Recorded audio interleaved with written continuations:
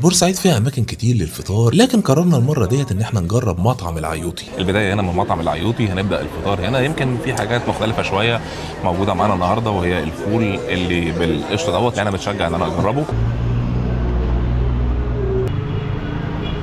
طالما بنتكلم عن بورسعيد فاحنا اكيد بنتكلم عن الكاساتا اللي هي نوع معين من الايس كريم. خلينا نشوف عامل ازاي. لما بنتكلم عن الكاساتا فاحنا بنتكلم عن اشهر ايس كريم موجود هنا في بورسعيد. احنا بنتكلم عن ايس كريم هو مش واو قوي، لكن طعمه حلو وهيعجبكم، خاصه الجزء اللي جوه ده اللي بيسموه قشطه، لكن هو مش قشطه طبعا، هو حاجه كده اشبه بالكريمه بس طعمها كويس. خلينا ندوق ونشوف طعمها عامل ازاي.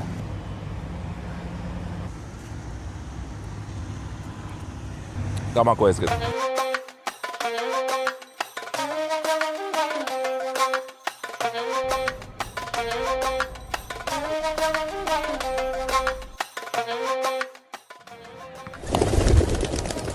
وصلنا ميدان المسله، واحد من اشهر الميادين اللي موجوده